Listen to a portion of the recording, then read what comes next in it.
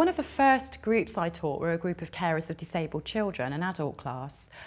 Previously I worked for a charity with families with disabled children, so I had a kind of knowledge of the area and issues that perhaps those families face. The parents then asked me to teach their children yoga because it has tremendous benefits for children with autism, cerebral palsy and a whole range of other disabilities. So I started to teach the children, but became very aware that I really wanted to do a really good job. So I did some further training specifically for disabled children. And now kind of life's going that way, which is not something I would have expected or even thought about doing, but it's incredibly rewarding. I'm working as assistant yoga teacher for Hackney Yoga Project, which is a community association in Hackney, based at Hackney City Farm. And we run yoga classes for asylum-seeking and refugee women. I work with the yoga teacher and we discuss the class before the class goes ahead, and we talk about the postures, the peak postures she may lead everybody to do.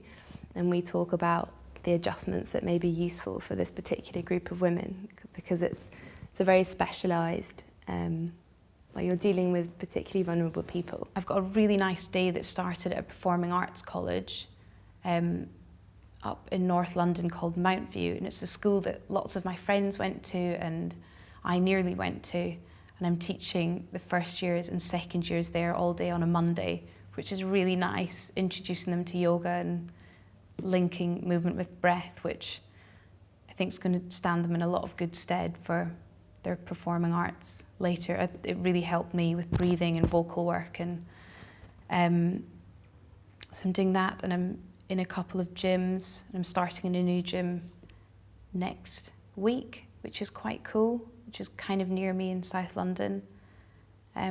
So yeah, got little bits happening, so it's nice.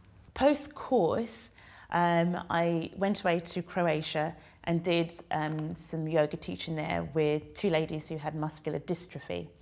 So it was a real challenge marrying the yoga that I'd been taught with their disability. So I had to learn, I had to ask a lot of questions to other yoga teachers and do some research, specifically designing and changing the yoga program for those ladies. I did a course with Matthew Stanford. So I was trying to keep my knowledge base still quite fertile. Some of the women who have been now coming for a long time have really developed their practice, and they've started to take it home with them as well. And they've seen improvements in lots of different areas of their lives. Their home life, their ability to integrate into the local community. Their body might feel more relaxed, or they might feel less pain in certain areas. There's definitely a benefit. There's a certain community that has grown out of Hackney Yoga Project, and the women have become friends. And just seeing the children develop and going from being terrified to begin with and literally walking around the room, not being sure about their environment, to now coming in, sitting down on the mat, and at the end actually relaxing in Shavasana, which I think sometimes their parents still can't believe. It's really rewarding to see. I think that I will probably definitely teach myself one day, but I'm not in a rush to do that. I love the assisting at the moment, and I'm learning so much doing that. I've been asked to teach 2 basketball teams, so we'll see how that pans out. And what's amazing now is I'm nearly 45, technically old enough to be a grandparent as some of my friends, but I just feel like I'm at the beginning of something, and it's really exciting.